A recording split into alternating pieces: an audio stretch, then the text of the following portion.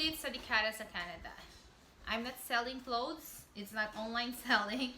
These are all the clothes na kakalaba pa lang po. So, naglaba tayo kanina and we discussed about kung ano yung pwede natin gawin during COVID involving the kids para maging busy. So, here now is tapos na po ako maglaba while Denise is playing there in living room and my husband is preparing his lesson plan in our study room. Let's continue our vlogging while doing multitasking. Here in Canada po kasi dapat multitasking kasi mabilis ang buhay, lalo-lalo na dito sa Vancouver. So, after vlogging and after doing ng mga gawaing bahay, relaxation and adventure na kami. Adventure day. Okay, meron po nagtanong. It says here is, gaano kahirap mag-relocate from one province to one province, especially from Saskatchewan to British Columbia. Kami po galing po kami in Regina, going to Vancouver. And we're marking 3 years here na. My favorite number is 3. So I will give you 3 reasons to consider bago po tayo mag-relocate sa province to province. Based on our own experience, we have 3 reasons that we have considered and we decided 3 years before we relocated from Saskatchewan to BC. First reason, we check our budget. Are we ready in terms of monetary? Kung lilipat kami, kasi parang back to zero. You will sell all your furnitures, fixtures, cars, and even clothings, toys of Denise, etc. Because it's too hard to relocate kung milyong-milyon ang dala mong maleta or mga bagahe. Kasi you need to stay first in a hotel while waiting for the availability of the apartment unit that we have searched in advance before we relocated, right? And then second is, are we ready emotionally? Yung iiwanan namin yung mga naging kaibigan namin at saka napamahal na sa amin sa Regina, Saskatchewan.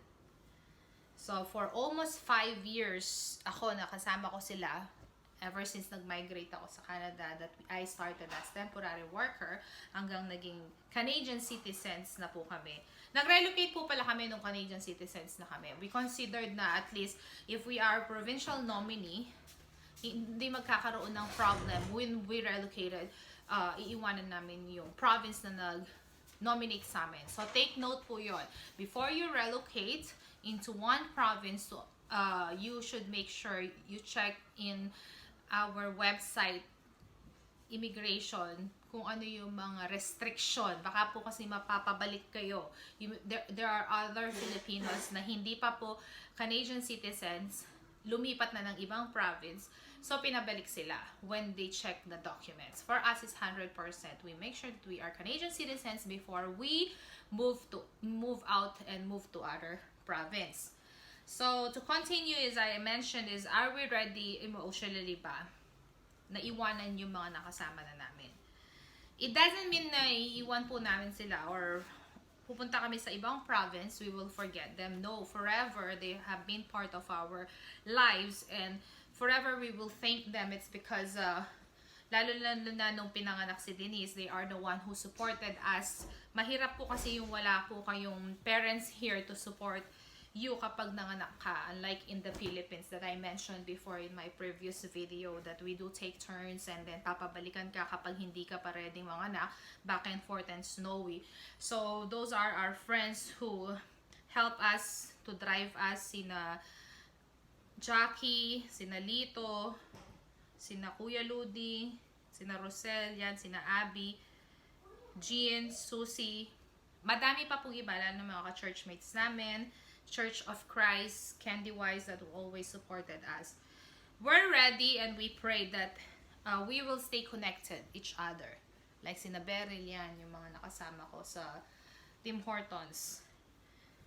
It doesn't mean na nag-move kami sa ibang province, makakalimutan na namin sila. So until now, we still keep in touch and through Facebook, FaceTime, we see each other again, and especially COVID, nagkukumustahan, and we're praying still that we can achieve our dream in our lives. Of course, praying others is very important. So when we consider that na okay na, ready na, there are online naman. Kahit sa Pinas nga, iniwan natin. But still, we show how much we care and we love them. And lastly, the third one is, are we ready to compete? Not to compete like yung crab mentality, no. To compete na we're leaving our stable jobs in Regina. Because before, I had mentioned na ako na yung administrative assistant in Imperial Properties and my husband is a front desk officer in Home Suites, right? So we are both regular employees, and kung lilipat ba kami, makakahanap pa kami ng same stable jobs or better opportunities. So what we did is we started our online schooling. So we are very equipped kung lilipat na kami in big city like in Vancouver. And then we prayed a lot and we practiced more on speaking in English, and we cultivate our confidence. And of course, it's considering the fact that we have a kid. So we ready ourselves na Denise is also well prepared para sa full-time daycare niya.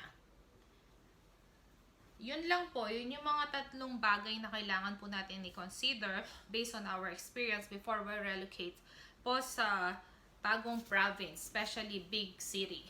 From, not that too small cities, is like from Saskatchewan to British Columbia.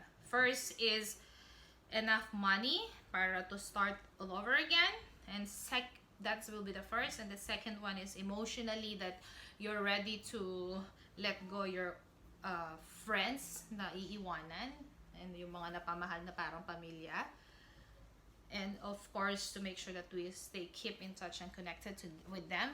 And the third one is, are we ready to compete, like we will not lose our confidence and we will not lose our source of income.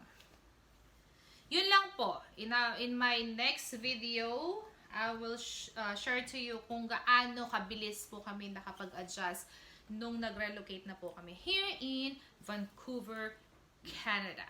Once again, please subscribe, Di Cara. That's my daughter.